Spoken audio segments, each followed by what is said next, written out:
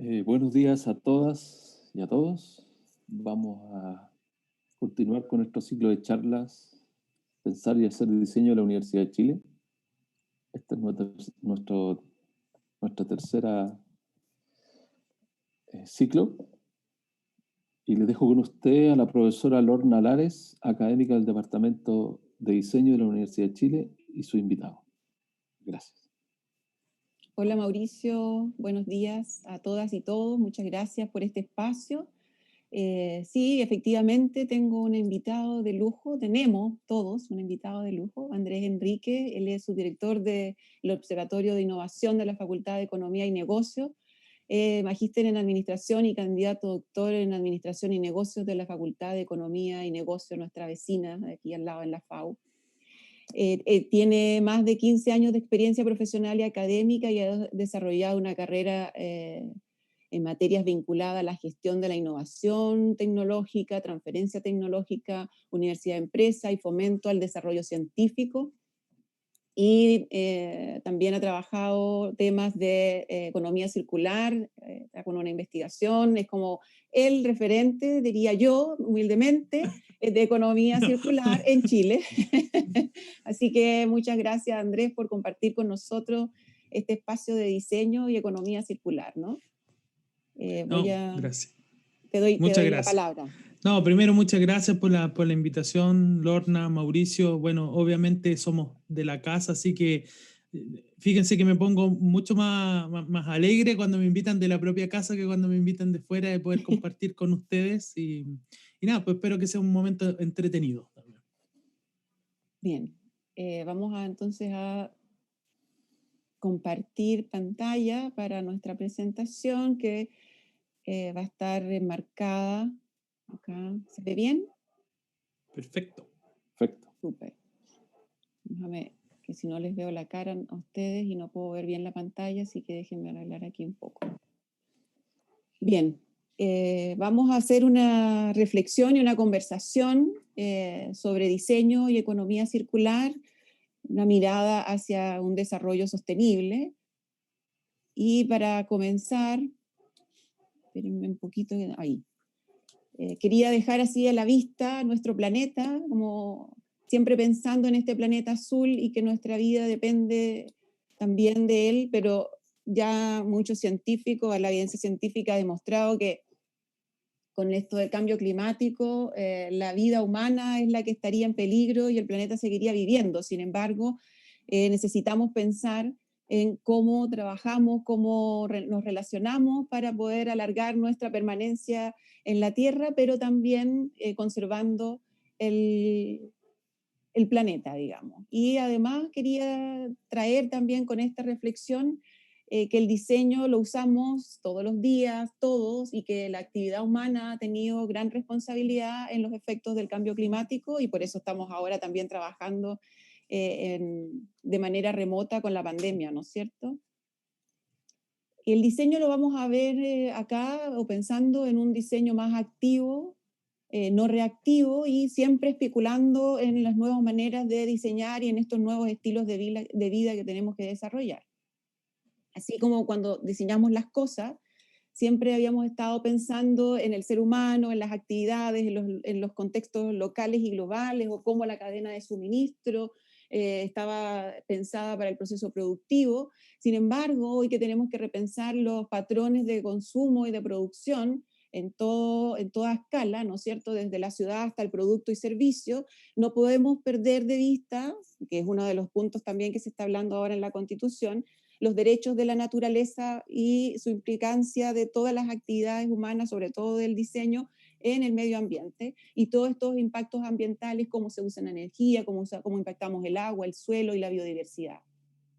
Y asimismo también la tecnología y los sistemas de información, como el Internet de las Cosas o la inteligencia artificial. Ahí André nos podría dar mucha información y visibilizar cuáles serían aquellos aportes o cómo podríamos ocupar la revolución 4.0, ¿no es cierto?, para entonces repensar nuevos estilos de vida y también la vida útil de los productos y servicios que estamos poniendo a disposición. En ese sentido, no es que no hayamos trabajado pensando en el medio ambiente, comenzamos con el ecodiseño, luego pasamos a un diseño más, el codiseño, ¿no es cierto?, el diseño sustentable. Sin embargo, sería interesante que nosotros nos enfocáramos hoy en día, como ya hemos estado hablando en las esferas del diseño y también de distintas disciplinas, ¿no es cierto?, el diseño para la sustentabilidad. Y es aquí donde la economía circular ayuda y aporta a poder alcanzar este equilibrio, ¿no?, de estos tres ejes, que en este caso también se puede poner el cuarto, que tiene que ver con las políticas y las estrategias institucionales, para que esta cabecita de ratón, decía en algún momento el profesor Simonetti, que parecía más bien un Mickey, donde la orejita era la estabilidad ecológica y la equidad social, y el gran círculo era la viabilidad económica. Entonces, para poder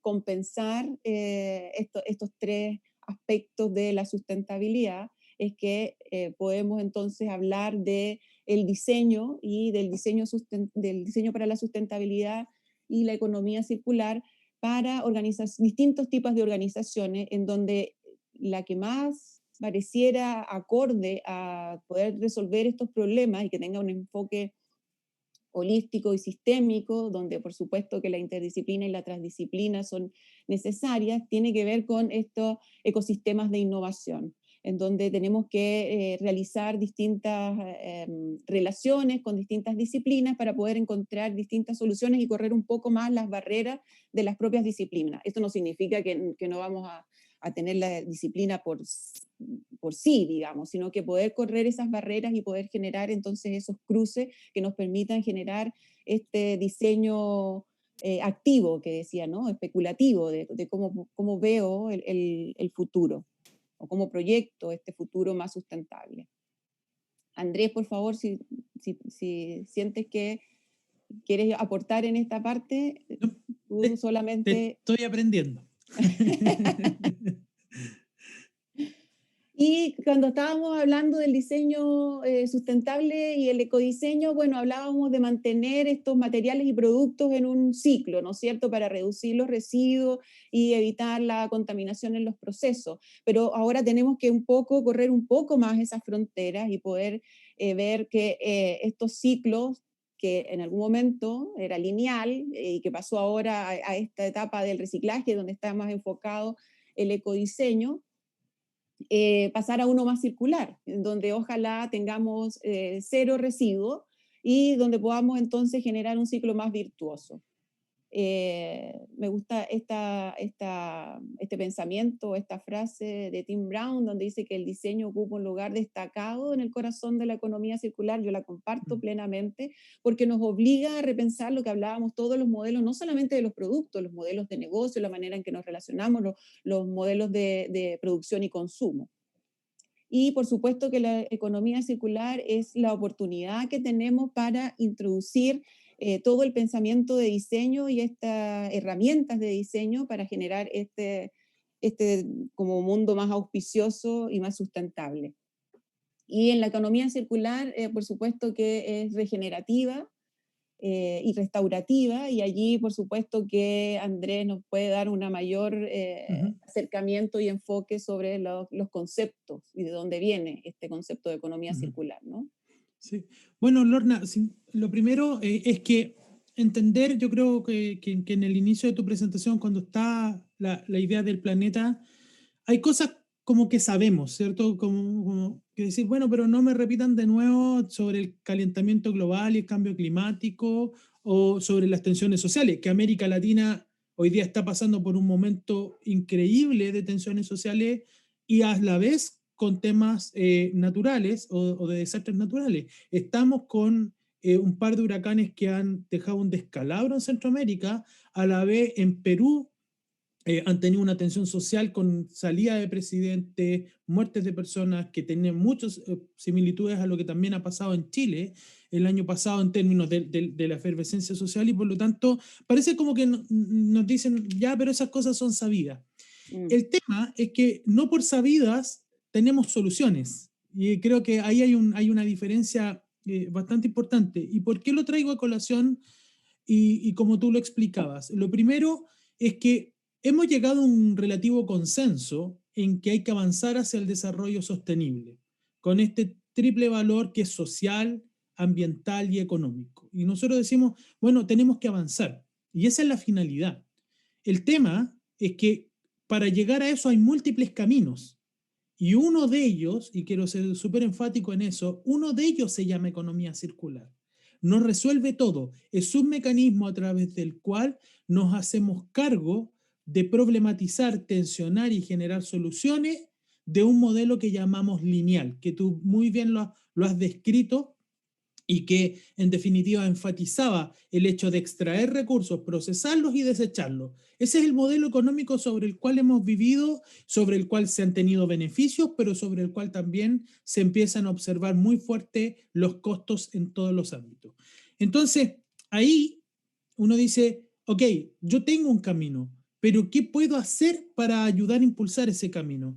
Y coincido completamente contigo de que el diseño tiene un rol fundamental, porque hay que repensar todo. Y fíjense que yo que no vengo del área del diseño, comencé a comprender la importancia del diseño cuando ibas a la realidad de la economía circular. Y tú decías, ok, ya, pero si yo quiero desacoplar, y lo voy a profundizar, este tema de que use menos recursos o que el producto o sus componentes queden más en el ciclo y no terminen en un desecho, todo me llevaba a dos conceptos: innovación, que es el área mucho más cercana a la que yo trabajaba, que innovación tecnológica, y diseño. Y creo que ahí hay una tremenda responsabilidad, para no decir también una oportunidad, de que empecemos a alinear esfuerzos en torno a cómo apoyar esta transición. Ahora, eso no es nuevo. ¿Por qué digo que no es nuevo? Y ahora me voy a lo que está aquí en la lámina. Porque la economía circular es un concepto que tiene historia, no nació de la nada. Le debe parte importante de lo que es hoy día a lo que otras y otros autores han pensado. Desde la idea de diseño regenerativo de Tillman, pasando por Walter Staller, que es uno de los referentes en economía circular a nivel internacional, con la idea de economía del rendimiento, que fue el primero que acuñó el concepto de cradle to cradle o de la cuna a la cuna. Él fue el primero que dijo, nosotros deberíamos desacoplar esto y tenerlo en un bucle constante. Y después vienen estos famosos autores del cradle to cradle, que hoy día incluso tú puedes certificar tus productos, o la ecología industrial, que habla de la famosa simbiosis industrial, que el desecho de uno puede ser la materia prima de otros dentro de un sistema. Tú puedes cerrar los ciclos energéticos, etcétera. O la idea de biomímesis, que hoy día tanto la utilizamos, que tú la acabas de mencionar cuando decimos, mira, la economía circular es restaurativa y regenerativa. Restaurativa tiene que ver con el componente material técnico y regenerativa tiene que ver con el medio ambiente. Esta idea de la segunda ley de la termodinámica, digamos, que funciona detrás. Entonces, parecernos o emular los sistemas naturales parece ser un tránsito inevitable para el ser humano si quiere seguir sosteniendo su vida en este planeta. Que por lo demás, a propósito de las cosas que sabemos, que ese tránsito de no cambiar va a tener un costo enorme, pero ese costo se va a notar o va a golpear mucho más fuerte a aquellos que ya tienen problemas o viven en situación de desigualdad. No nos afecta a todos, exactamente, exactamente. Y también hay una contribución importante de Gunther Pauli con la idea de la economía azul, que hizo una interesante propuesta. Dice, ¿cuál es la característica principal de nuestro planeta? Son los mares, y la vida del ser humano está en torno a los mares. De hecho, hay una publicación que yo se las recomiendo, que es gratuita, que él la publicó por el Banco Mundial, que da ejemplos de cómo implementar la economía azul. Ahora, él tenía una frase que era muy polémica, decía, la economía verde es cara y es para las clases altas. Esa era su declaración, lo cual generó un terremoto en ese momento. Él se conoce poco en Chile, Gunther Pauli, pero tiene toda una escuela. Y finalmente el capitalismo natural, que también trata de entender esta idea de la importancia de los ecosistemas en nuestro desarrollo. Cuestiones que si ustedes, por ejemplo, alguna de estas les preguntan a nuestros colegas de agronomía de la Universidad de Chile, les van a decir, pero si esto nosotros lo sabemos Claro, hace décadas, ¿sí? Esto de que la vida del hombre es solo tecnológica como uno lo ve hoy día, tipo Silicon Valley, dice, es una ilusión si la base de todo es la agronomía. Eso te va a responder el agrónomo. Entonces, en realidad hay contribuciones de distintas vertientes, distintos autores, y obviamente mucha gente que me falta en este listado y que pues, con Lorna siempre conversamos, pero que están detrás de esta idea de la economía circular. Tú tienes que avanzar, yo creo, Lorna. sí. Igual ahí yo incluiría también a Víctor Papanek, un diseñador también, que también planteaba esto ya en el 1970, 73, por ahí ya no me acuerdo, pero también planteaba estos temas desde el diseño. Exactamente, ¿viste? Siempre hay autores que desde algún ámbito, y creo que eso conecta con lo que tú hablaste de cómo romper las fronteras. En cada una de nuestras disciplinas han habido más de una persona que ha hablado de esto y ha contribuido, pero el momento en el que estamos requiere no solamente el desarrollo disciplinar, sino que Claro, requiere esta conversación que tú planteabas, este diálogo, correr la frontera, la idea de la interdisciplina y la transdisciplina, que requiere afrontar problemas complejos y que por sus dinámicas y por su importancia requiere tener en el centro la problemática y donde nosotros vamos pensando de manera conjunta la solución. Yo creo que eso justamente tú muestras ahí con eso. Y uno de los elementos que mejor grafica la economía circular y que la utilizamos a nivel nacional, a nivel internacional, no solo nacional, tiene que ver con esta famosa mariposa, que trata de explicar la economía circular. Y yo siempre digo, es la peor forma de explicar la economía circular porque confunde inmediatamente. Pero es muy vamos a hacer el compleja. intento, sí, pero vamos a hacer el intento de que sea muy simple. Primero, la economía circular tiene principios. Y Ellen MacArthur es una persona, es una mujer, ¿cierto? Que ha recorrido el mundo en velero y que hizo propia la defensa o el cuidado del medio ambiente. Y dentro de ese desarrollo personal, ella crea una fundación, la Fundación Ellen MacArthur, y desde ahí ha impulsado el tema de la economía circular. De hecho, es la principal institución a nivel global en este tema de promoción y generación de conocimiento relativa a este tema. Entonces, en ese caso, ellos han trabajado en 3 principios. El primero, y si ustedes se dan cuenta en la lámina hay como unos cortes horizontales. El primer principio es diseñar, ¿cierto? Pensando en que no se generen desechos y contaminación. El segundo es mantener productos y materiales en uso. Esa es la famosa idea del bucle de Staller, o sea, tratar de cerrar lo más posible. Y tercero, regenerar los sistemas naturales. Entonces la pregunta es, ya, pero ¿cómo aplicamos los 3 principios? Y aquí hay que diferenciar 2 sistemas, lo podemos llamar subsistemas también. El subsistema natural, que uno puede regenerar, y el subsistema técnico, que uno puede restaurar. Ya, con los ejemplos es lo más fácil. En agricultura uno puede regenerar el sistema. Y ustedes tienen que haber escuchado muchas veces de cómo regenero el sistema a partir de que los desechos de un proceso de producción agrícola puedo reutilizarlos y cerrar el ciclo. ¿Ya? Pero eso no lo puedo hacer desde el punto de vista técnico. Cuando tengo un refrigerador, ¿cierto? Yo lo que puedo hacer es recuperar los componentes y materiales de eso y volver a meterlos en el ciclo productivo para generar o nuevos refrigeradores u otros productos que utilizan, Derivados. claro, derivados materiales. Entonces ahí nosotros tenemos estas dos alas de la mariposa. ¿Y cuál es el principio? Vámonos a la parte superior. Uno, y lo voy a decir inmediatamente como definición simple para que ustedes se den cuenta. Hay 114 definiciones de economía circular que se publicaron hace poco tiempo atrás en un paper, pero básicamente si uno quisiera decir qué es lo que es economía circular, es desacoplar el crecimiento económico del uso de la energía y los recursos. Si quisiéramos decirlo en una forma muy simple. Entonces, ¿cómo desacoplo primero la discusión de la energía? Bueno, uno es energía renovable y creo que ahí venimos avanzando de manera muy fuerte a nivel internacional. En el caso chileno, el tema de la energía solar ha aprendido mucho y después pero le vamos a ver el lado B a la energía solar.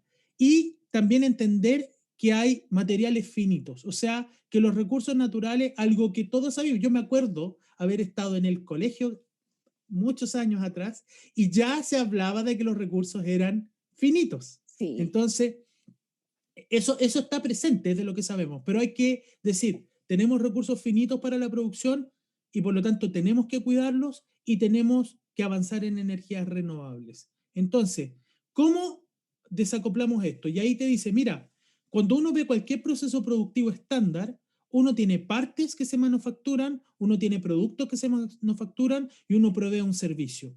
Entonces, ¿cuál es la idea? Y ahí están ¿cómo se llama? Los bucles o las flechas que van reconectando, es ir recuperando en todo momento del proceso productivo energía y material, que no termine en un desecho. El concepto de zero waste o cero desecho es como un principio que está en todo el proceso y para ir recuperándolo. ¿Y qué se requiere para eso? Dos cosas, innovación tecnológica y diseño. Y diseño, claro, que cuando tú hablas, yo digo, es todo lo que hacemos nosotros, solo que en este momento no lo estamos visibilizando y en algún momento lo perdimos de vista, ¿no es cierto? Y ahora hay que volver a retomarlo, porque si yo veo los 3 principios, son 3 principios que deberíamos tener también los diseñadores al momento de diseñar los productos y servicios. Exactamente. Y al tenerlo como a la vista, fíjate que pasan cosas profesionales relevantes. Uno entiende por qué está haciendo las cosas. Claro. Y creo que en ese sentido me hago cargo como de mi área actual que tiene que ver con la administración y la economía, que siempre se queja la población de que los economistas viven en un planeta que no existe, donde los recursos son infinitos y donde el modelo econométrico explica todo. Efectivamente es así. Y hoy día lo que tenemos que impulsar fuertemente es el sentido por el cual hacemos las cosas. Y aquí hay un sentido de desarrollo sostenible y hay un camino que se elige. Entonces, los diseñadores o la gente como yo que está trabajando en el área de innovación tecnológica, hoy día estamos tratando de impulsar innovaciones que tengan estos principios detrás. O sea, y les voy a poner un ejemplo práctico. Las energías renovables son muy potentes y muy importantes para nuestro país. Chile tiene una de las zonas de radiación solar más ricas a nivel planetario, que es en el desierto de Atacama. Entonces, decimos, tenemos que descarbonizar nuestra matriz de energía. ¿Estamos de acuerdo en eso, cierto? Sí, todos estamos de acuerdo. Ok, pongámosle paneles solares, pero nadie se preguntó qué iba a pasar con los paneles solares cuando pierden su vida útil. Tenemos más de 3 millones de paneles solares instalados en este país. Es 3 millones de basura potencial. Y además que los paneles solares van a durar menos de la vida útil programada porque en el desierto se enfrentan a condiciones que no son probablemente con las que testearon el modelo original en el país que se diseñó. Entonces, ¿cuál es el desafío hoy día? De nuevo, ir cadena o ir río arriba y desde Chile pensar o rediseñar los paneles solares para que puedan ser reutilizados, restaurados, remanufacturados, reciclados o recuperados. Entonces, tenemos un desafío enorme desde el diseño, juntar innovación tecnológica con diseñadores. Se requiere ingeniería y diseño juntos, trabajando en este plano, y hacerlos viables económicamente, donde entramos la gente de administración y economía, por poner solo algunos ejemplos. Y creo que eso no lo discutimos. No. Porque como estamos centrados en generar energía renovable, no nos preguntamos cuáles son los costos que puede tener incluso generar la energía renovable.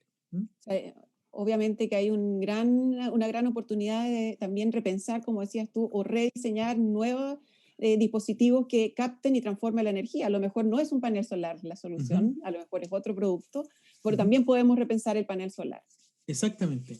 Y ahora, una de las cosas que debemos considerar o admitir, y eso se los quiero plantear, que quien recién ingresa al mundo de la economía circular se puede sentir confundido y es justo que se sienta confundido. Entonces vamos a tratar primero de ordenar la discusión de economía circular.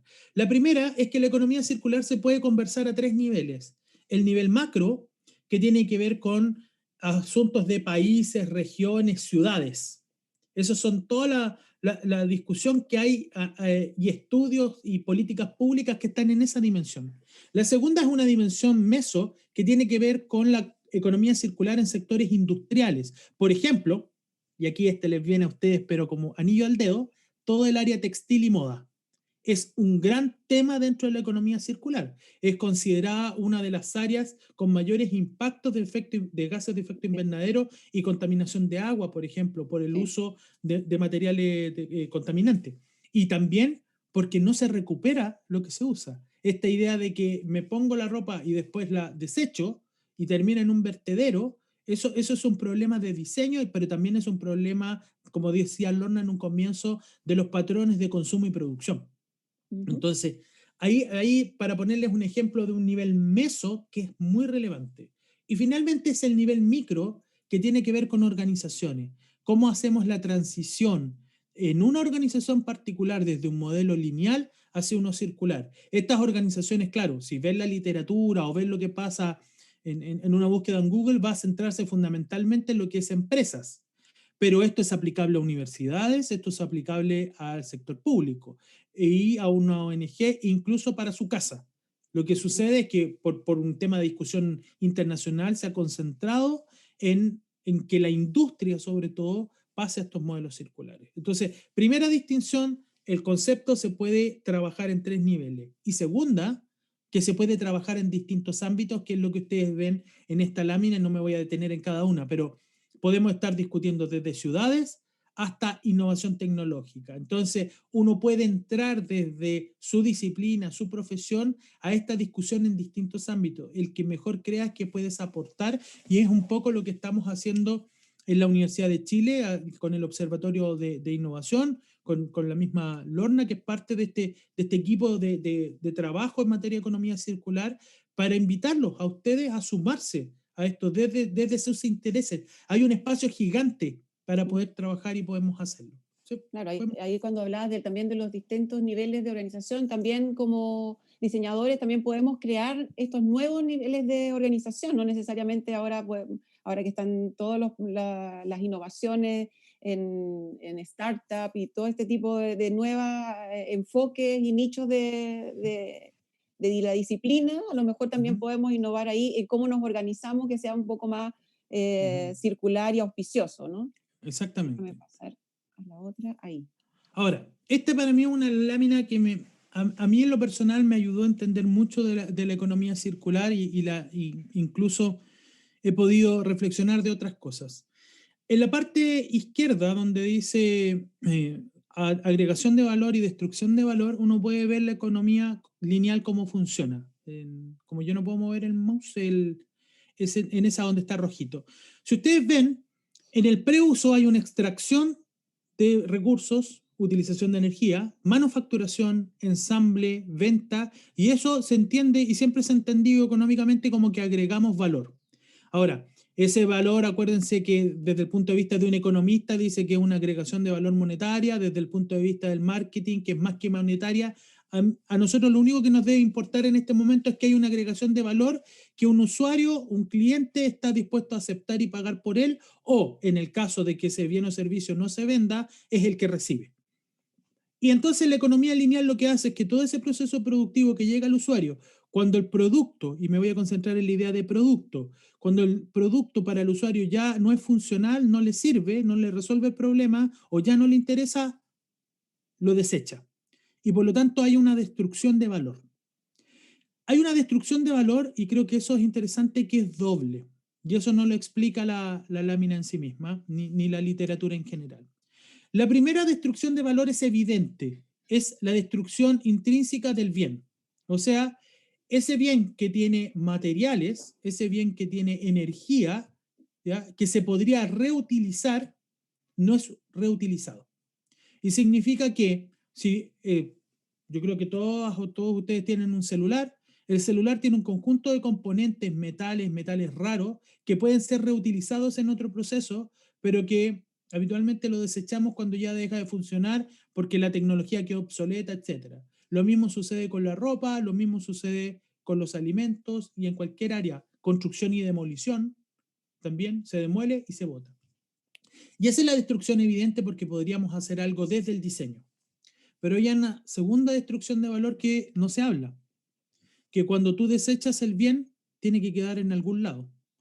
O queda en el mar o queda en la tierra. Todavía no podemos ponerlos volando arriba de nuestra cabeza. Por lo tanto, hay dos espacios donde están donde están situados. Y eso puede ser legal o ilegal. O sea, un vertedero legal o un vertedero ilegal. Si ustedes van a Paraguay, uno de los grandes problemas que tienen hoy día es que la disposición de la basura de la ciudad está en lugares que no son legalmente establecidos y contaminan el agua.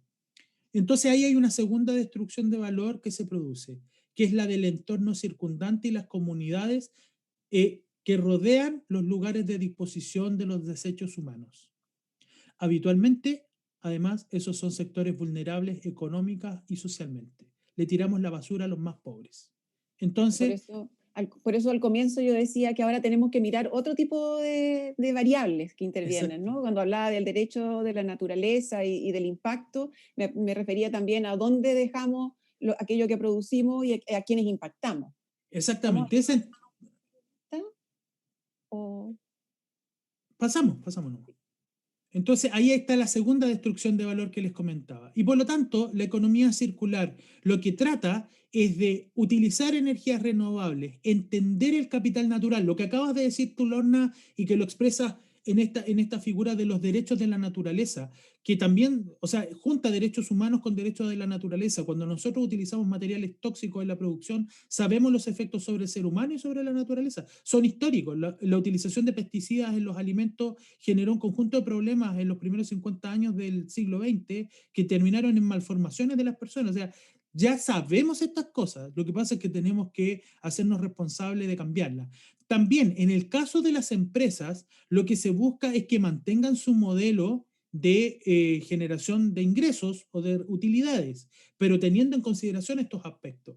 Fíjense el cuarto, diseño de productos. O sea, hay que pensar desde el comienzo, el reuso, la reparación, las partes modulares, los diferentes procesos de producción, todo. Y ahí ustedes tienen un rol fundamental. Y hoy día Chile está un poco atrás en esta discusión. Y creo que la Universidad de Chile la puede liderar. Ustedes la pueden liderar en ayudar en este proceso porque no podemos saber todo lo que trabajamos en economía circular. Tenemos que tener equipos interdisciplinarios y transdisciplinarios.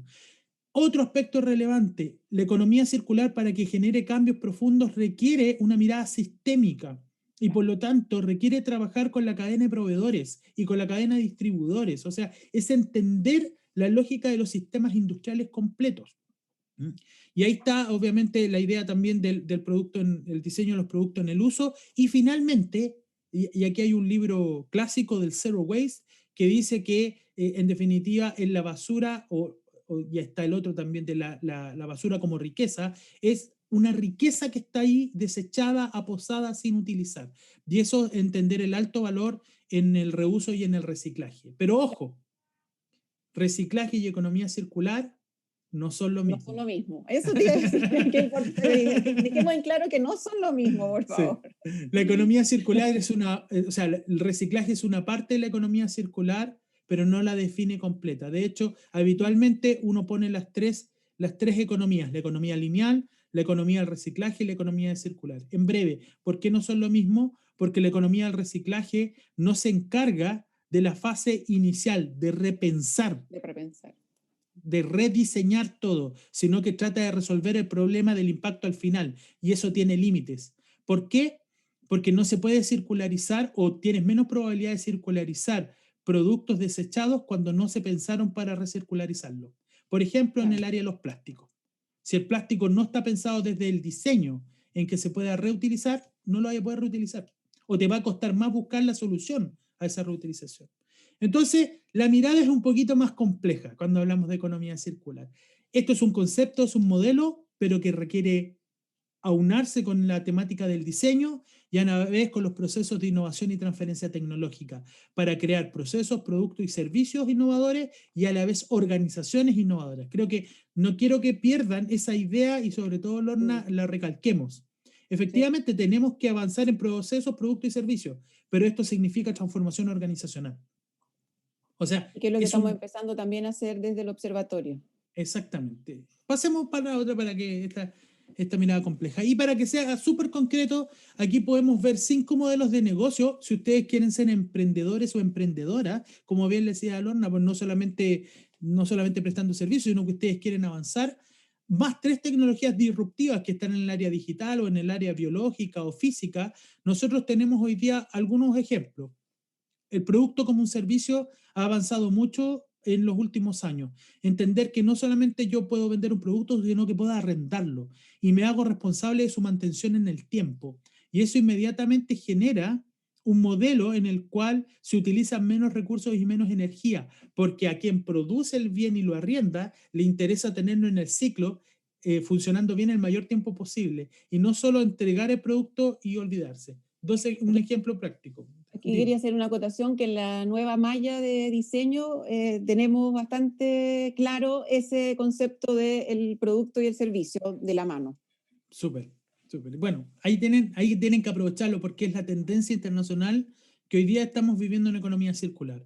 Lo segundo se los conté, que era entender que uno puede ser un proveedor circular en la cadena de valor, en la cadena de valor extendida, o sea, de una industria, uno puede ser un proveedor circular y eso va a tener, ¿cierto?, cada vez mayor importancia y oportunidades de negocio o oportunidades sociales que ustedes pueden realizar.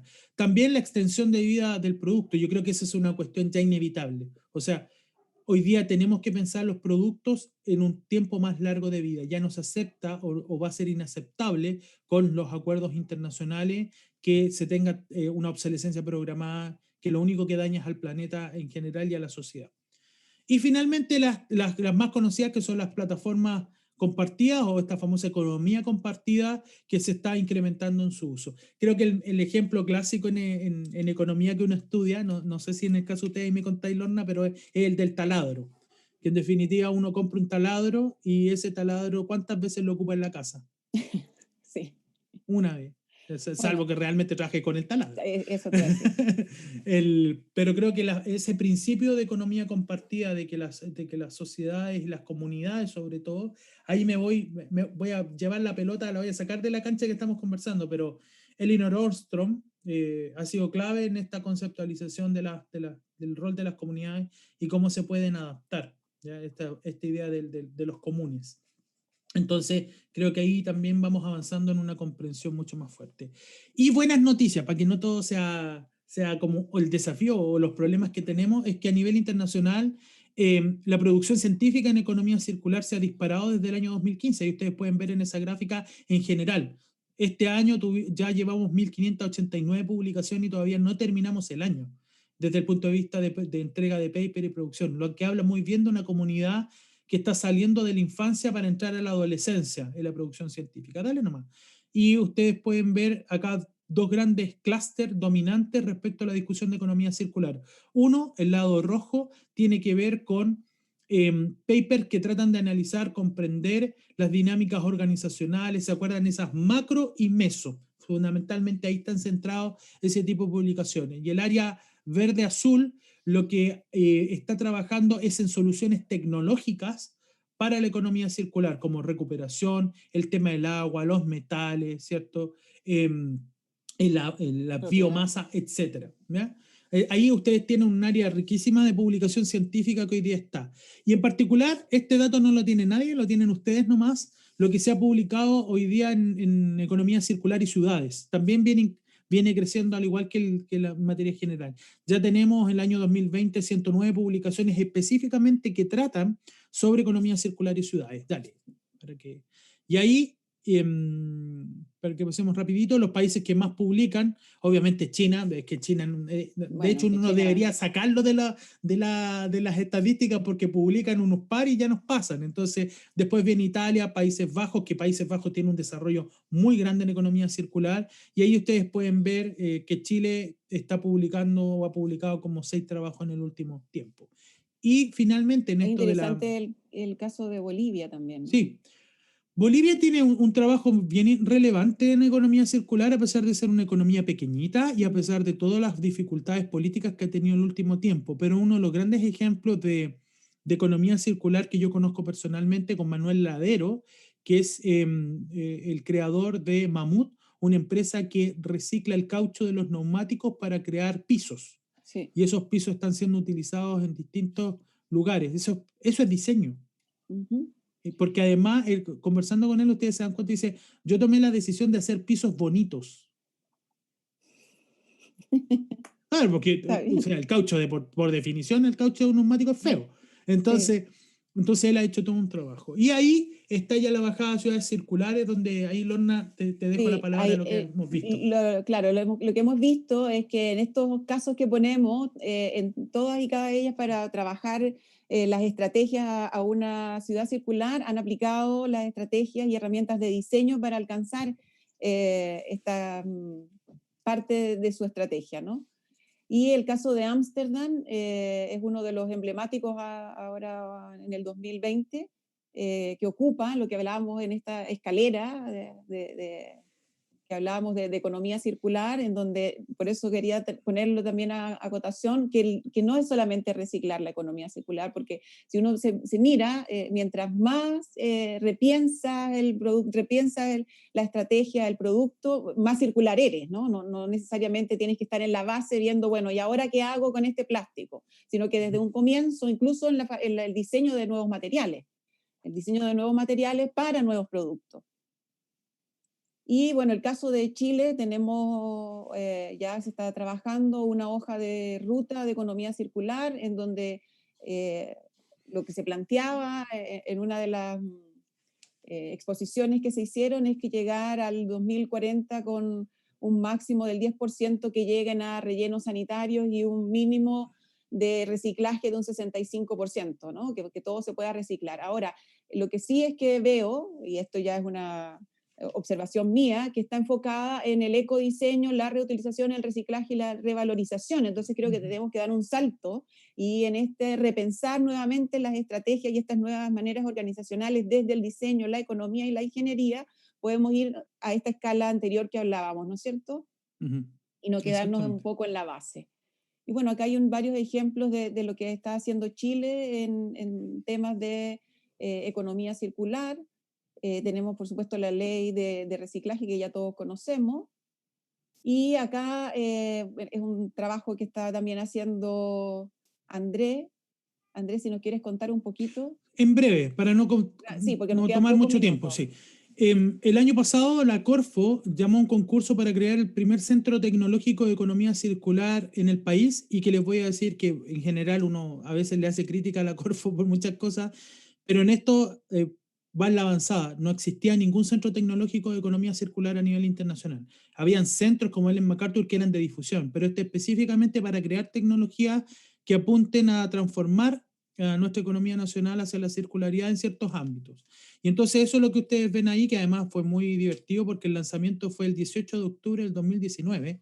Y yo estaba volviendo en un avión a Santiago cuando me encontré el estallido social. Y en la siguiente lámina, para que ustedes lo puedan dimensionar, estamos hablando de un proyecto de 20 millones de dólares, donde su foco es transferencia tecnológica, impulsar el desarrollo de emprendimientos de base tecnológica, y va a tener además 3 ámbitos preferentes del norte de Chile: agricultura, que hay toda una discusión de la economía circular en la agricultura, la pesca y el comercio, y comercio específicamente en el área turismo, que todo el tema del turismo circular es relevante, además de las áreas mineras, que obviamente para el norte son fundamentales. Ese es un proyecto que estamos liderando, que la Universidad de Chile participa ahí, y creo que nos llena de orgullo. A mí me toca ser el director. Obviamente que es una responsabilidad con nuestro país enorme de que esto resulte. Recién, hace un mes, se acaba de crear el segundo centro tecnológico en Finlandia, y es específicamente sobre biomateriales para la economía circular. Y ahí el diseño es una estrategia y una herramienta importante para poder alcanzar esos objetivos. Por eso lo queríamos también poner a la vista. Y esto que les quería, es más una invitación para los que estén interesados en economía circular. Estamos organizando con todas estas instituciones que están arriba el primer seminario internacional sobre transformación digital y ciudades circulares, que va a ser en Iquique, va a ser transmitido vía streaming a todo el país. Obviamente que es el 2021, ahí vamos a ver, yo creo que si con las condiciones de pandemia continúan, va a ser algo bien chiquitito, pero esto queremos dejarlo invitado, porque ahí el tema del diseño va a estar presente en la discusión de las ciudades.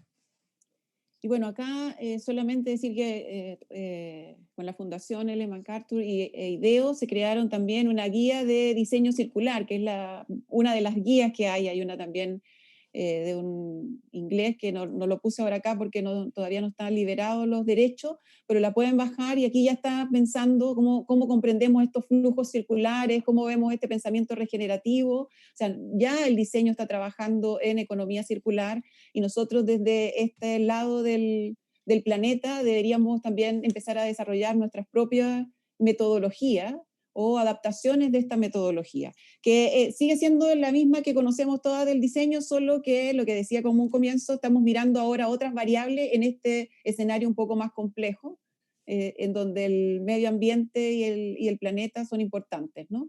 Y bueno, los principios para los productos circulares, como lo hablábamos, ojalá de la reparabilidad, ya no esta obsolescencia programada, nuevos materiales, la conformación de biomateriales. En la facultad también estamos trabajando, está la profesora Andrea Beschler trabajando en la conformación de un laboratorio también de biomateriales. Y si estamos recomendando también bibliografía, este libro para los estudiantes que estén a lo mejor sintonizando, es importante que tengan a la vista, por lo menos como base, este libro que habla de las 6 estrategias de diseño circular, ¿no? Y lo traigo porque también está toda esta parte emocional, como el apego y la confianza, no solamente desde lo productivo y el impacto ambiental, sino también como de la parte emocional que tiene que ver o que involucra el diseño. Y un poco ir haciendo el cierre, porque ya nos están indicando que nos quedan pocos minutos, estamos pasados un poco. Empezar a mirar esta cadena, como empezar a hacer como la historia del producto cuando estamos trabajando, qué es lo que tenemos que ver, cómo fortalecer esta recuperación de materiales, piezas o de nuevos componentes, que no va a tratar de ir lo más posible. A veces uno dice, me han dicho, ay, pero es imposible el cero residuo. A lo mejor, pero puede que no. Si lo pensamos desde un comienzo, a lo mejor sí podemos llegar al cero residuo en esta estrategia de cómo vamos desmontando a lo mejor, o cómo vamos generando que un producto comparta un elemento para generar otro, o lo que ya, como unos ejemplos que tenemos acá adelante, el sistema de productos-servicios, ¿no? El uso compartido. Me gusta mucho este ejemplo de este espejo. Que además es el personal training y que tú lo arriendas, ¿no? Es decir, que no tienes que ocupar ni espacio, está la tecnología trabajando, el material con que se ocupa también es se puede reciclar, entonces es como un producto bien redondo. Y por supuesto que estamos ahora con esto del envases de un solo uso. Hay muchos productos que estamos pensando, bueno, ¿y después qué hacemos con esto? ¿O cuál es el impacto que va a tener cuando yo lo deje? Uno de los usos cotidianos, cuando ponía al principio el diseño está en todas partes y lo usamos todo, es ¿quién no usa una pasta de dientes para lavarse los dientes todos los días? Y cuando la compramos viene en miles de envases. ¿Cómo podemos repensar eso? A lo mejor ahora estamos empezando el envase, pero a lo mejor deberíamos pensar también la mejor manera de lavarnos los dientes. Yo me acuerdo de un profesor de odontología que decía, la pasta de diente no sirve, es solamente como para la sensación, hay otras maneras, y ahí estuvimos trabajando y desarrollando un proyecto, pero que todavía está en veremos. Y bueno, todo el tema de la tecnología, como menos es más, el uso de la energía, cómo podemos ese enchufe que no necesito, sino más que tomar energía para poder cargarlo y lo puedo poner en distintos lugares, cómo pensamos estos nuevos estilos y nuestras formas de vida o de consumo. También estamos trabajando con el LABA, que es el Laboratorio de Biomateriales, ellos están trabajando con distinta conformación de materiales, pero falta como la etapa para el rediseño de productos, y en eso estamos trabajando ahora. ¿Cómo podemos estos materiales que son del territorio y que son con productos que son propios del territorio, por el maqui, la reineta, la lechuga de mar, el cochayuyo, generar nuevos productos que estén pensados en eso? Bueno, y aquí voy a pasar rápidamente porque como distintos ejemplos de emprendimientos, digámoslo, y empresas que han incorporado el diseño y la economía circular en sus productos y servicios. Y un caso emblemático, todos conocemos Natura, y en Natura ocupó el diseño y la economía circular y ha tenido una producción tecnificada y automatizada que le ha reducido los costos y el impacto en el medio ambiente, además. Ha diseñado nuevos productos donde tiene este concepto de ocuparlo para un fin y luego en su etapa de desuso para otro. Y he trabajado mucho con las comunidades, que eso es importante, porque ahí ocupa los tres ejes, ¿no es cierto? El medio ambiente, lo económico, pero no deja al lado las comunidades, y estas comunidades especialmente más vulnerables. Y aquí hay otro ejemplo que a lo mejor podías darlo tú. Sí, me encanta. Es maravilloso Este es cuando uno dice, una de las áreas más complejas de la economía circular tiene que ver con los empaques y embalajes, un área que ustedes conocen además perfectamente.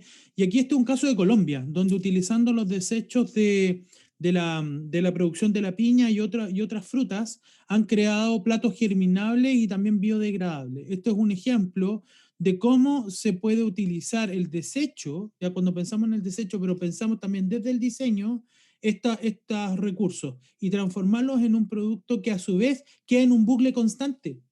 Porque cuando es germinable, queda en el bucle dando vueltas, y lo mismo que es biodegradable. Entonces, yo creo que estos son unos buenos ejemplos, que además esta no es una tremenda compañía, sino que es algo mucho más pequeñito y que además está trabajando en sectores de Colombia de alta vulnerabilidad social. Y después habían otros ejemplos, con el caso de Better Future Factory de Holanda, de cómo a partir del diseño, esto es puro diseño que reutiliza el plástico. O Piñatex, que ha avanzado con los desechos de la piña en generar un tipo de material que reemplaza el cuero animal. Y en este caso salió de Filipinas originalmente. Ella, la creadora, es una ingeniera, una doctora en química, y que está trabajando en esto. Bueno, y eso es lo que hemos conversado hasta ahora, que creíamos que íbamos a tener más tiempo para empezar a hacer una conversación con Mauricio y con algunas preguntas que se pudieran dar, pero parece que somos buenos para hablar, Andrés. Sí, es verdad, yo soy bueno para hablar. Okay. Así que muchas gracias, Mauricio. Sorry por el tiempo que nos pasamos un poco, porque sabemos que viene otra charla después. Sí, pero se abre la posibilidad para que sigamos conversando luego y podemos generar proyectos conjuntos también. Ok. Muchas gracias, Lorna y Andrés. Muy interesante su charla. Nos vemos en una próxima oportunidad. Gracias. Gracias. Chao. Chao.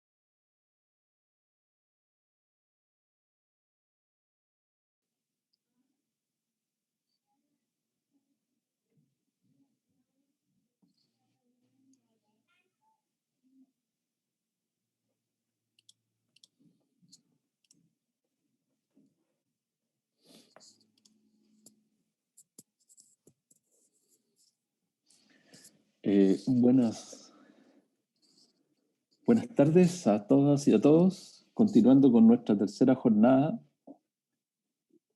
nuestra segunda charla de la tercera jornada, dejo con ustedes al profesor Dr. Cristóbal Bianchi, académico del Departamento de Diseño de la Universidad de Chile, con su charla Malabares en la bóveda celeste, breve historia de la escritura en el cielo. Gracias. Gracias, Mauricio. Voy a compartir.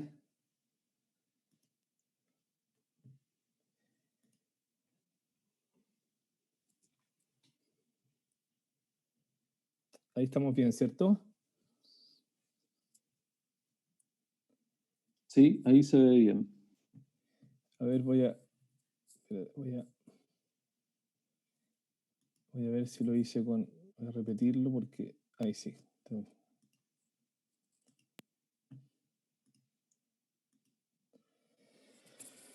Ok.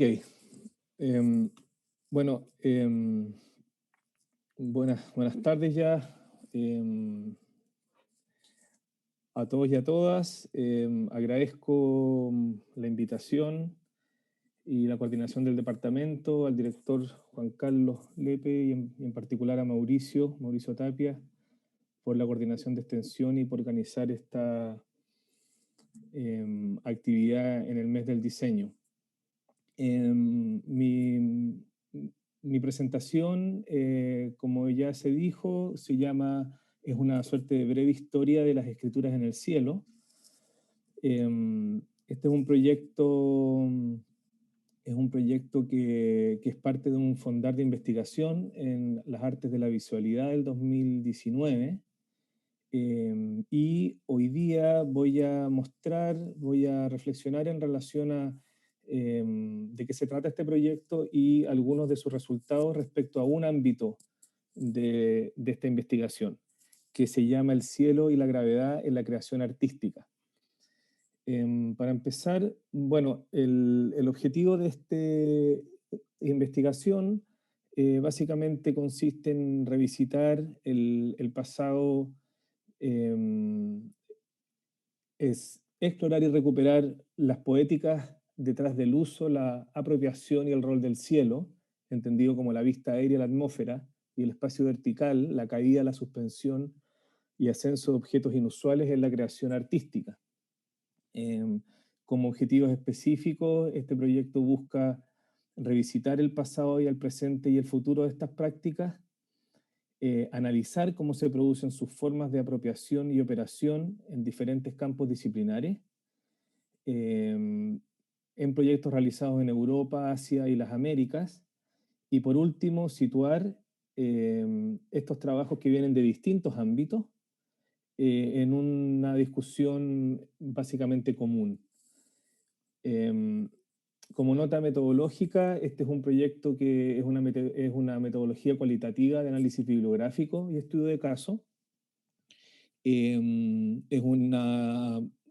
objetivo es explorar y hacer una dimensión interpretativa utilizando fuentes de recolección primaria y secundaria, que incluye, por ejemplo, el análisis de archivos de prensa, manuscritos, entrevistas, fotografías, material audiovisual, etc. Para este proyecto, en su ámbito general, yo escogí 23 casos que están divididos en dos tipos de prácticas. Uno que son las escrituras en el cielo, que es de lo que se trata mi presentación de hoy, y otro que excluí porque o si no sería muy largo, que es la caída, suspensión y elevación de objetos inusuales. Bueno, como criterios, estos casos fueron escogidos según la calidad y lo más importante, criterios de diferenciación, sobre todo por el tema disciplinar, de novedad y territorial. Un poco para dar un contexto a esta investigación, un paraguas general y sus contribuciones. Yo llego a esta investigación por mi experiencia personal como miembro del colectivo Casa Grande,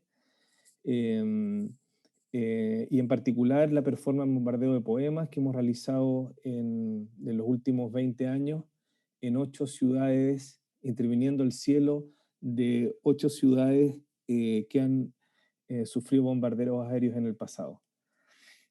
Segundo, si bien los estudios de la relación de la creación y el cielo no son nuevos, no hay mucha literatura que haya desarrollado un cuerpo teórico donde se discuten los bordes disciplinares, en donde estas prácticas se repiten en distintas disciplinas.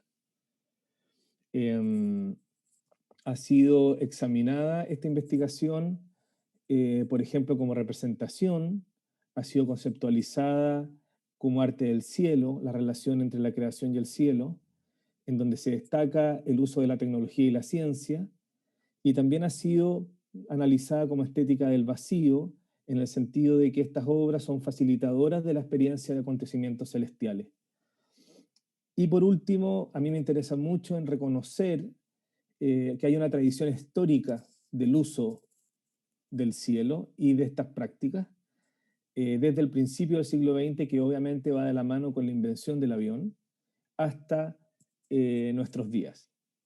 Pero como bien decía, hoy día me voy a enfocar en las escrituras en el cielo, les voy a contar un par de casos, para luego dar cierre a una reflexión final, a ver si podemos tener espacio para preguntas.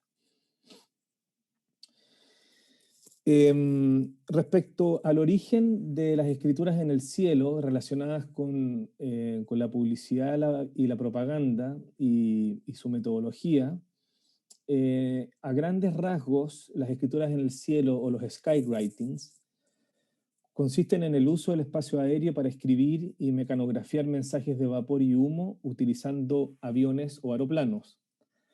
Este método permite diseminar un mensaje en forma efectiva y novedosa con el fin de llamar la atención en forma instantánea de una amplia audiencia. En 1922, como muestra ahí algunos recortes de prensa en la diapositiva, el piloto británico Cyril Turner escribió la palabra Daily Mail sobre los cielos de Surrey en Inglaterra durante la realización de un derby en el hipódromo de Epsom Downs con un caza biplano modificado para ese propósito. Ese mismo año de visita en Nueva York, escribió Hello USA sobre el cielo de Manhattan en Times Square. Al día siguiente repitió la acción con un nuevo mensaje y escribió el nombre del hotel donde se hospedaba con el número de teléfono. Decía Vanderbilt 7100. El hotel recibió más de 50.000 llamados luego de 2 horas y media de ser escrito en el cielo. Un sistema interno de fusión acoplado junto al motor del avión emite un fluido de aceite de parafina que al entrar a la atmósfera produce una corriente de humo. El piloto utiliza una palanca que permite liberar e inyectar este fluido que se vaporiza al golpear los tubos de escape del avión y sale por sus salidas delanteras y traseras. Vista a la distancia, claro, la corriente asemeja una estela delgada de nubes.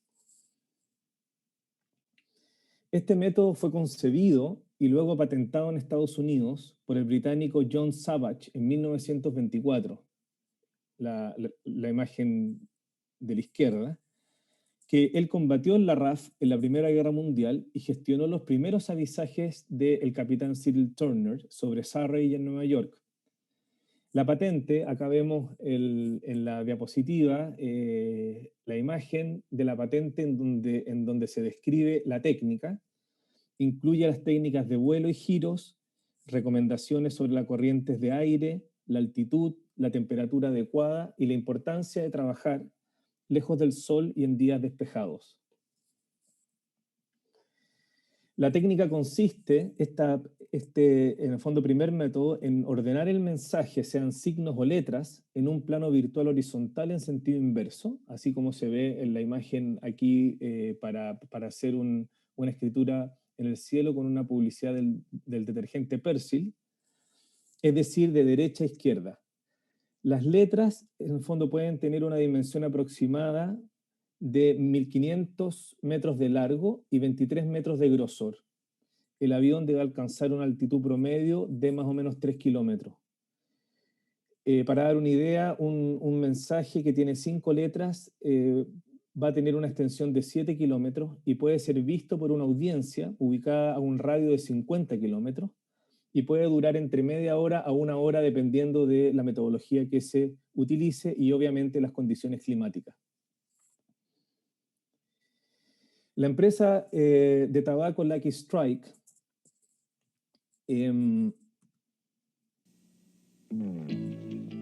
fue pionera en usar esta plataforma de publicidad en los cielos de ciudades norteamericanas escribiendo Lucky Strike o las letras LSMFT, Lucky Strike means Fine Tobacco. Otra empresa, como Pepsi Cola, llegó a tener su propia flota de aviones para realizar escrituras aéreas por más de 6 décadas en Estados Unidos, en Canadá, en Cuba y en países de Latinoamérica. Uno de sus comerciales, que aquí muestro en el video, más recordado, data de los años 80, que es una publicidad en que sus protagonistas, Sue y su novio, siguen el vuelo de un avión que escribe en el cielo la frase Marry me, Sue. Le pide matrimonio, ¿cierto? Y mientras se escucha el jingle de Catch de Pepsi Spirit. Eso sería a modo de introducción, un poco para destacar la metodología de los primeros sistemas para escribir en el cielo, relacionado con la publicidad y con el uso bélico durante la Primera Guerra Mundial. Y ahora voy a dar paso a la segunda parte, en donde voy a contar algunos casos en cómo esta metodología ha sido apropiada en el ámbito cultural y artístico. Voy a empezar con el primer autor holandés, Marinus Boessem, en donde, si bien voy a leer un texto que tengo preparado, en donde dice que el aparente drama que subyace al acto de nombrar y nombrarse, la presencia y ausencia, el recuerdo y el olvido, está manifiesto en esta escritura aérea que realizó el holandés Marinus Boessem sobre el puerto de Ámsterdam en 1969. Fiel al procedimiento de un artista conceptual, el título define la realización de la obra, firmando el cielo sobre el puerto de Ámsterdam con un aeroplano. La obra se compone de 3 fotografías que se muestran aquí en la diapositiva, en blanco y negro, que documentan los intervalos de cambio en el paisaje. El movimiento de las nubes acompañaba la palabra Boessem, que se disipan los cielos hasta desaparecer. Es decir, mientras el aeroplano escribe la palabra Boessem, el autor firma el cielo con su nombre.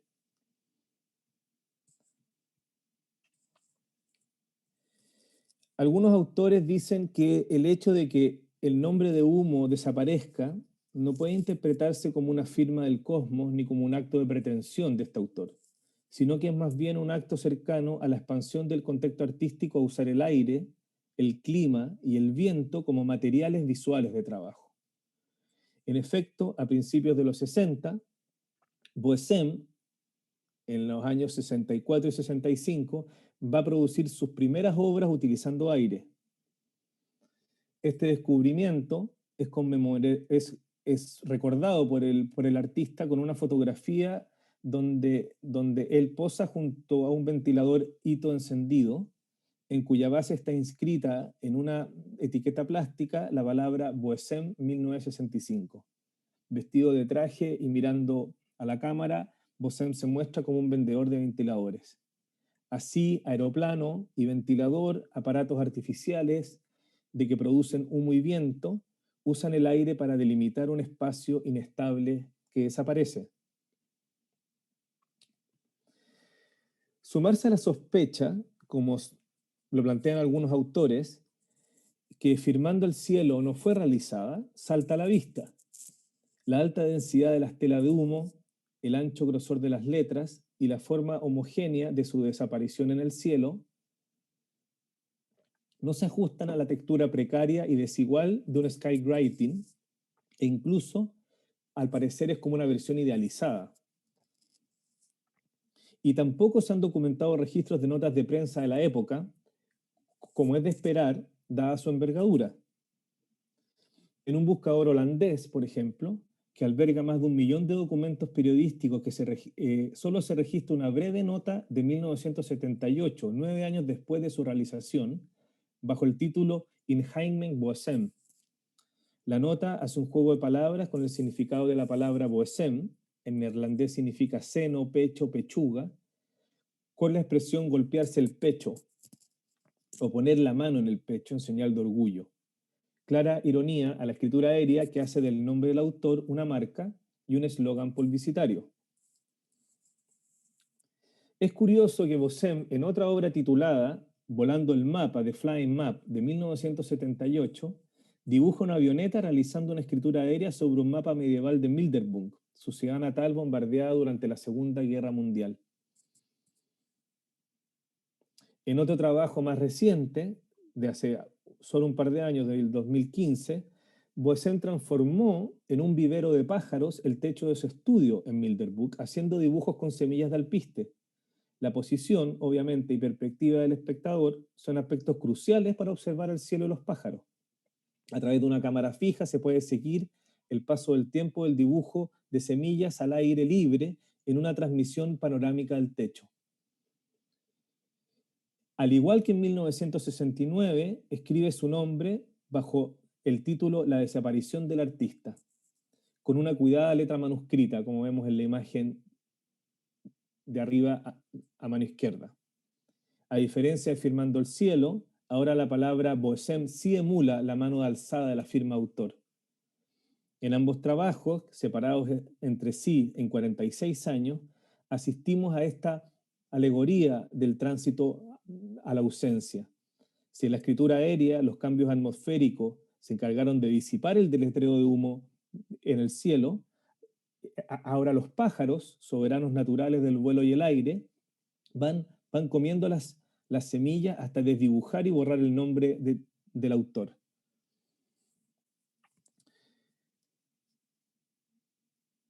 Un segundo caso que les quiero mostrar más o menos de la misma época, que también viene de la traducción conceptual, es el artista Bruce Neumann, que el mismo año que Boesem intervino el paisaje de Ámsterdam, él propuso el siguiente trabajo que se llama Untitled 1969, sin título 1969, una escritura aérea con la frase Leave the land alone, abandonen la tierra, se podría traducir, o deja la tierra sola, para una exhibición de land art en Estados Unidos. Este proyecto quedó en los registros como una obra inconclusa. Una nota de la investigadora Janet Kreiknack explica que la propuesta fue un correo postal o un telegrama enviado por Neumann a los organizadores de la exhibición para ser ejecutada en el cielo y no fue realizada quizás por falta de fondos o porque no fue tomada en serio. De este telegrama no se tienen registros. Su novedad, sin embargo, radica en su giro disciplinar, es decir, en considerar a la propaganda aérea como una acción estética y hacer el uso de esta tecnología como una obra de land art. Untitled 1969 se comprende como una antítesis de las obras de Landler del mismo periodo. En efecto, una escritura en el cielo es una inversión del trabajo sobre la tierra y el paisaje, realizadas por autores del movimiento Landler. La ironía de Neumann es evidente ante el llamado al orden, leave the land alone, imperativo apático y desapegado de un artista conceptual frente al compromiso ecológico de los autores de Landler del periodo. En septiembre del año 2009, Untitled 1969 fue realizada sobre los cielos de Pasadena, en California.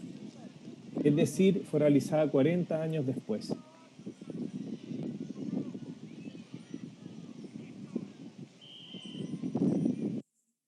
Se utilizó un sistema de computación que a partir de una cuadrícula predefinía los aviones formados en escuadrillas de 5 pueden dibujar formas y textos en el aire. Como se muestra aquí en la imagen, acá hay un nuevo método, que eso es una cuadrilla de aviones, que es lo que se llama sky typing, que es una forma de mecanografiar, porque la frase se va haciendo con cúmulos de humo.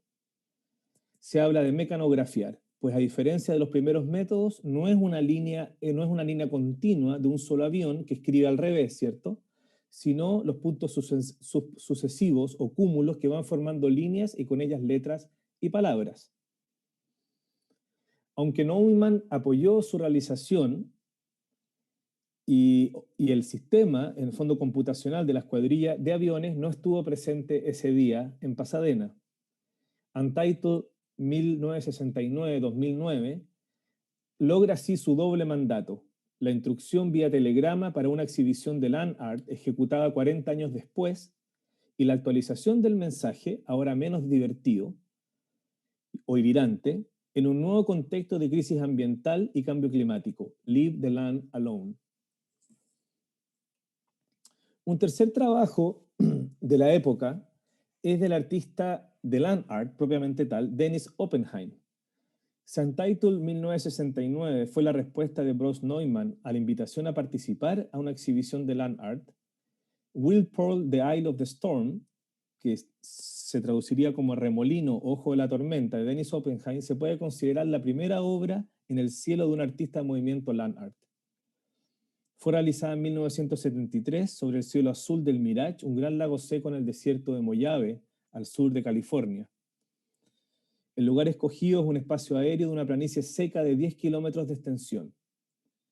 El espiral de humo fue dibujado por un avión sobre el desierto y fue creado con vapor de nitrógeno líquido por un piloto que recibía instrucciones de radio dictadas por el mismo Oppenheim desde tierra. Desde un segundo avión se realizó un video de la escritura aérea. Los espirales de humo son modificaciones y artificios efímeros en el paisaje que desaparecen al quedar expuestas al viento, a la luz y a los cambios de temperatura, y estas son ejecutadas sin espectadores. Los registros de fotografías y videos del proceso son expuestas al público junto a documentos visuales y textos del territorio intervenido, imágenes de la vista aérea, señaléticas, mapas topográficos, cartografías del territorio e información científica. Y así se muestra finalmente el trabajo, lo que Oppenheim llama reunir distintas líneas de información. Otro caso que ya es más familiar para nosotros, los chilenos y las chilenas, es lo que realizó el poeta Raúl Zurita en Nueva York el año 82. Raúl Zurita y el norteamericano David Antin son pioneros del uso de aviones para escribir en el cielo los textos en formatos de poemas. Voy a empezar con una breve nota sobre David Antin, que escribió 2 poemas el año 87 y 88 sobre también California. David Antin a los 16 años vio por primera vez una escritura publicitaria en el cielo en la playa de Rockaway, Nueva York.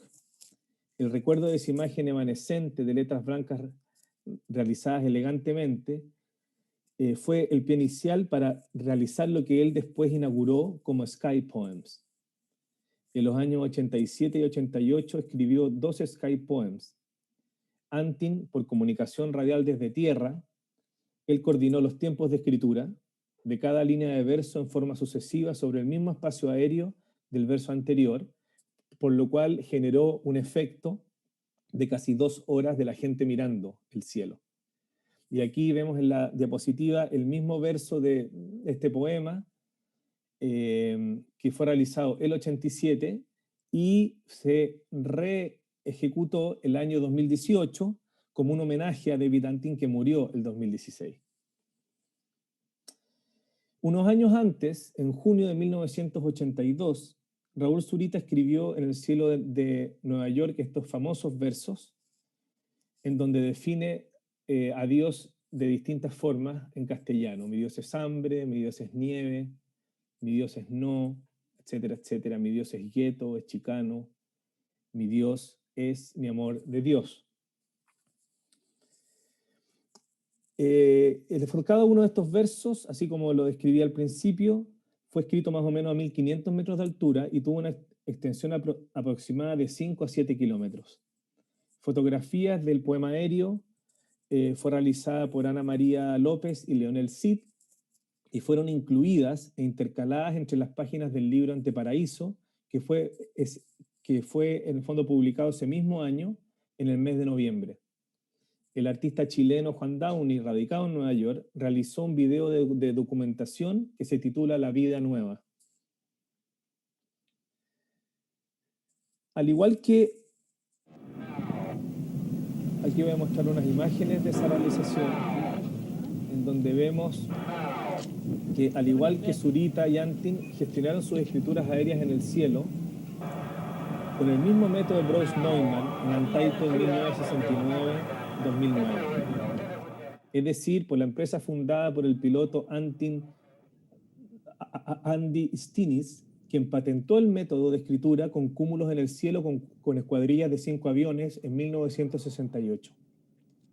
Si bien es posible instruir al piloto desde tierra, este método en el fondo tiene la opción de liberar al autor de dirigir la operación, pues el proceso de emisión de humo es comandado por un computador. De hecho, en una conversación con Zurita que tuve en Nueva York hace algunos años, él me dijo, una vez ubicados los aviones y llegado al lugar, fue fácil hacerlo.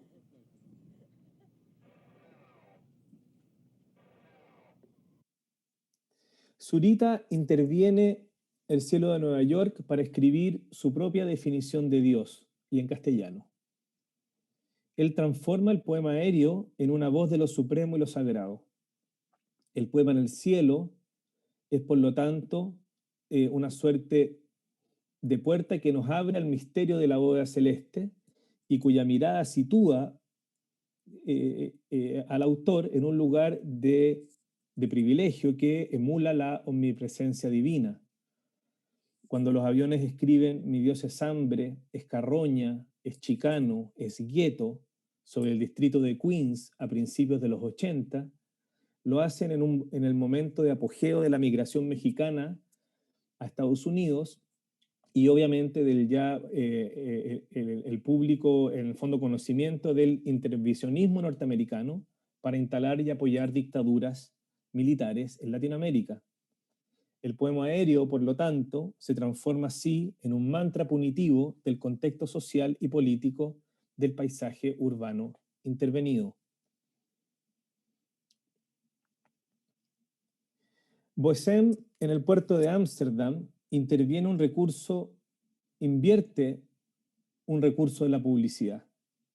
Es un efímero avisaje de sí mismo. La introducción de Neumann y el espiral de Oppenheim sobre el lago seco utilizan el paisaje aéreo, en el fondo, cuyas capas de información en el fondo coexisten y lo harán una sola vez, al igual que Zurita y Antin. En efecto, junto con desplazar y subvertir la escritura aérea como plataforma de marketing, estas obras dialogan con el cielo como un acontecimiento cuya identidad yace en el potencial de producir enunciados, narrativas, voces y efectos disímiles entre sí. 2 años antes que Zurita realizara el famoso poema sobre Nueva York, Yoko Ono gestionó el 9 de octubre de 1980, un par de meses antes que fuera asesinado John Lennon, la escritura aérea con letras a vapor de un saludo de cumpleaños para John Lennon y Sean, el hijo de ambos. Lennon cumplía 40 y Sean 5. Happy Birthday John and Sean, Love, Yoko, fue escrito 9 veces sobre Manhattan. La acción, en el fondo, tuvo una alta atención mediática y fue realizada por la misma empresa que utilizó el método de escuadrillas de 5 aviones que utilizó Zurita.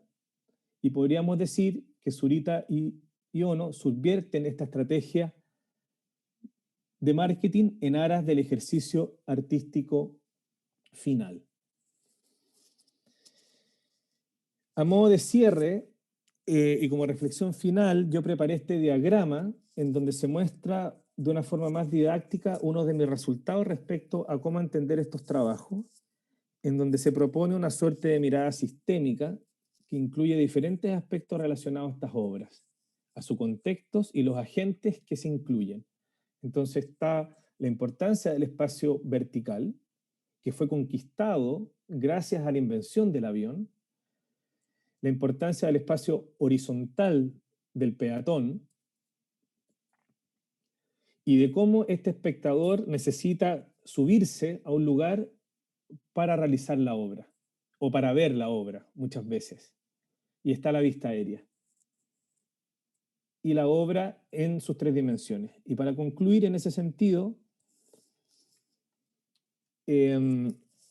estas obras son parte de una estructura, en el fondo, de que la compone la vista aérea, el espacio vertical y el mundo horizontal del espectador en tierra. El cielo y el uso del espacio vertical son materiales de creación que se constituyen a las obras como sistemas autónomos tridimensionales y no, como suele decirse, en mi opinión, que son expresión o plataformas de inscripción bidimensional. Mi lectura es que acá el cielo no se está ocupando como un lienzo para escribir solamente. El texto de Humo, al migrar del libro y la página, se desplaza a un lugar, el cielo, de que otorga no solo una nueva intensidad al trabajo, sino que un contexto cuyo valor específico está sujeto en la memoria y en la mirada del cielo, y en la conquista del espacio vertical y el poder de la perspectiva de altura.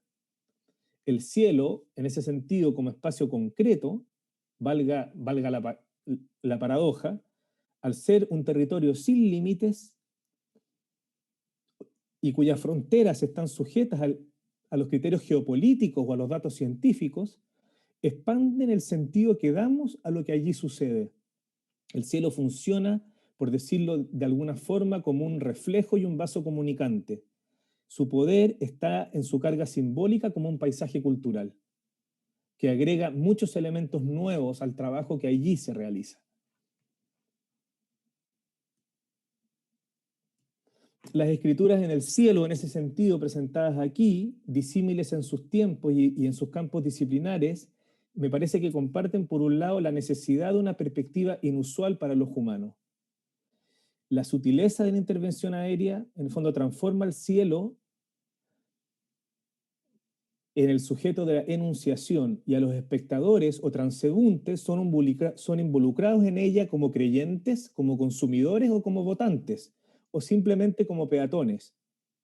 Así, la materialidad de las escrituras aéreas, avión, humo y cielo, es permeable al sentido que le asignemos a sus posibles combinaciones y establece una relación porosa entre lo artístico, lo publicitario, el espectáculo y la propaganda.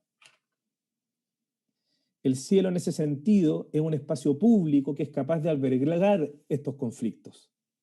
Estamos frente a una propaganda, a un espectáculo, y todas ellas se combinan al mismo tiempo, además de la memoria que carga ese lugar.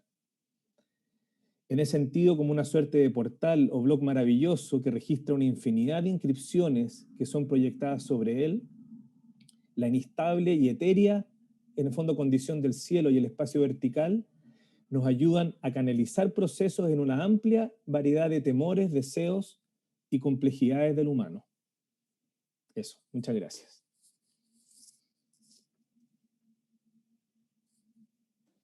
Muchas gracias, Cristóbal. Muy interesante tu mirada del espacio, en realidad sí, de la bóveda celeste, ya, con toda esta pequeña introducción en la historia de dónde viene esto. Claro. Y yo tengo una pregunta en el sentido de qué manera esta forma de presentar la escritura dentro de este contexto tan grande, donde el espectador no es solo una persona, sino es un grupo, en realidad más que un grupo, es una ciudad, o es una ciudad, y podría ser mucho más allá de una ciudad. O sea, ¿de qué manera el artista controla esa comunicación en ese grupo, o no lo controla? Interesante. Bueno, esto, o sea, desde el punto de vista de la producción, me parece que esto se manda a hacer. Se diseña y lo hace otro, ¿cierto? Uh-huh. O sea, en ese sentido, el control del trabajo está en manos del equipo que ayuda a que esto se realice. Eso creo que sería una primera lectura.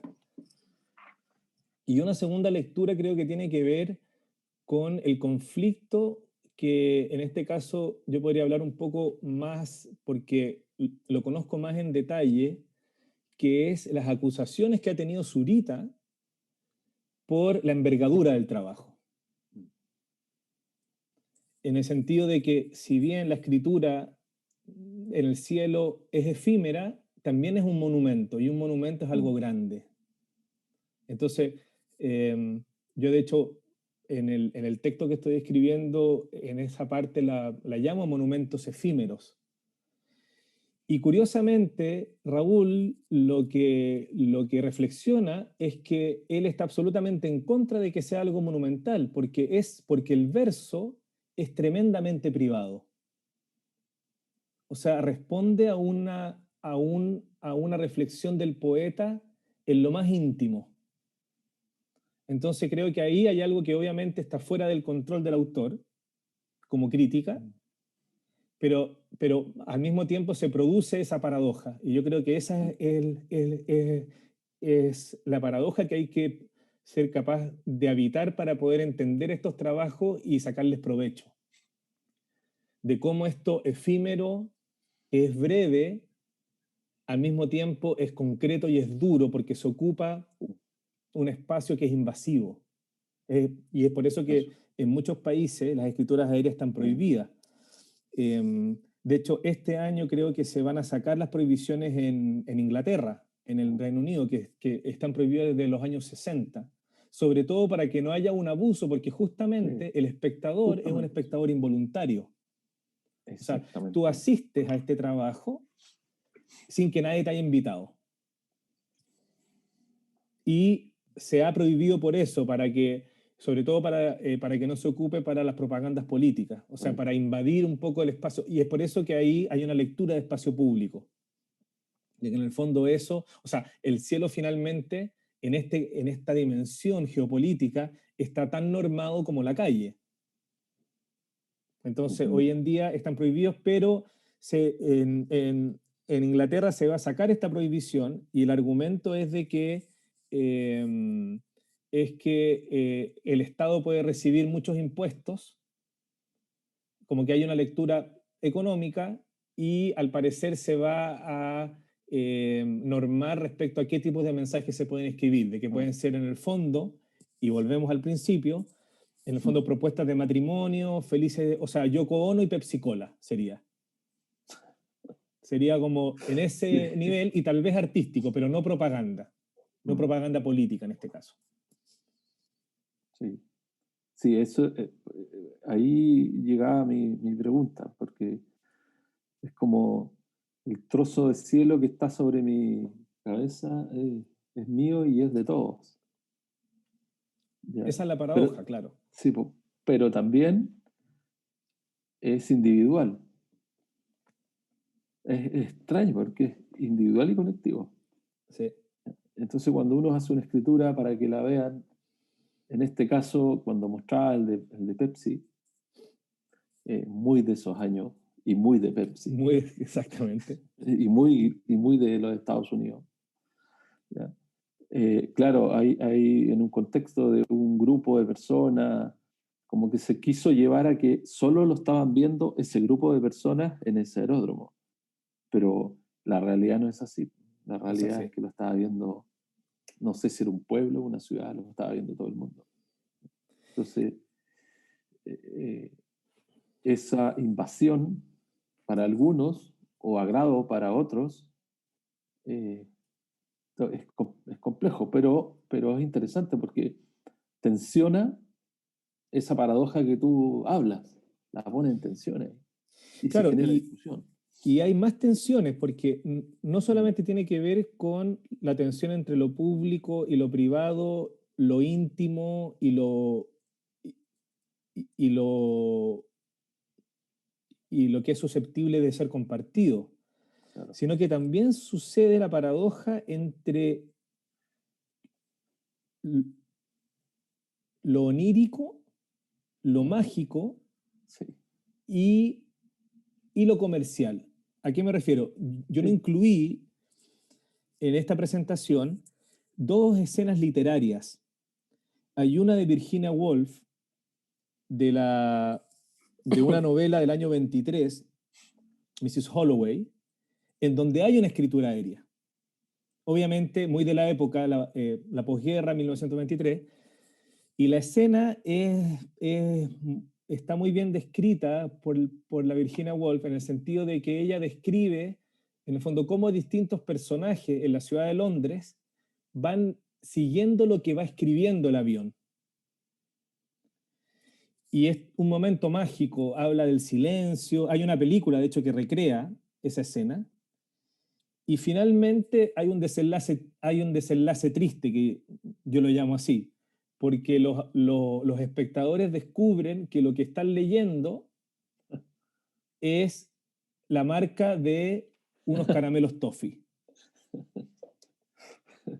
Entonces, en el fondo, desde En el fondo, y ahí hay toda una reflexión sobre que uno podría incluso entrar en esto como de la modernidad, de cómo finalmente la modernidad inventa el avión y todo, pero te quita la magia de la relación mística con el cielo. Entonces hay una memoria de, oh, qué lindo, hay un mensaje que viene, hay esta voz suprema, ¿cierto?, que va a hablar, Sí. y de repente, pucha, qué penca. En el fondo me escribieron Coca-Cola. Eso. Sí. Y ese paso es muy interesante, de cómo uno se transforma en un espectador alucinado y se transforma en un consumidor finalmente. Sí. Bueno.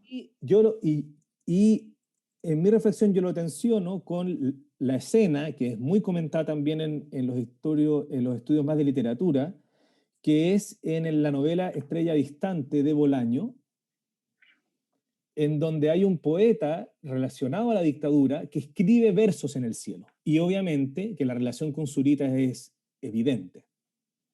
No obstante, Bolaño tenía una gran lectura sobre, o una gran, en el fondo, una lectura en el fondo positiva del trabajo y de la obra de Raúl Zurita, pero en esta novela él en el fondo rescata otro aspecto, que es el aspecto fascista de ocupar un avión para hacer piruetas en el cielo en nombre de un proyecto político.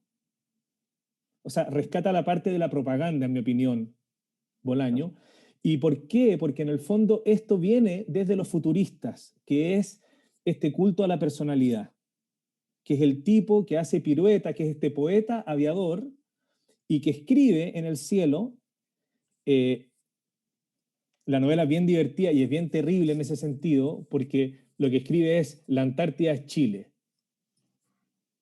Escribe definiciones de la muerte. Obviamente que hay un diálogo ahí de lo que hizo Zurita, pero hay una subversión diferente, porque él como que, él en el fondo lo que quiere rescatar es esta como dimensión fascista de ocupar la máquina para hacer algo espectacular, en función de una dictadura. Y es un personaje bien conocido porque también está en la literatura nazi de América, que escribió Bolaño, y que es este poeta Baider, ¿cierto? Y que él lo recrea en Estrella Distante. Entonces yo hago esa como contraposición de cómo hay una desilusión y cómo también hay una manipulación del espacio aéreo. Interesante. Y todas las lecturas que uno puede sacar, ¿me entiendes? Que eso yo creo que es lo que a mí me interesa, y esa como porosidad, de qué manera podemos, en el fondo, de qué manera un poema, un texto, o sea, de qué manera uno puede discutir el estatus de qué es lo que estamos viendo. Porque si uno puede tener una lectura como antipoética, uno podría decir de que escribir una frase de marketing, en el fondo depende de quién lo lee. En el fondo podría ser leído como un texto poético. Sí. Muy interesante. Muchas gracias por tu charla. Gracias por las preguntas. Muy buena para reflexionar sobre esta bóveda celeste que está disponible, pero que está siendo regulada también. Está siendo regulada, claro. Sí. Es Bueno, regulada. muchas gracias. Gracias a ti. Muchas gracias por tu charla y nos vemos el próximo miércoles. Gracias. Muchas gracias, Mauricio. Chao. Chao. Gracias por la invitación.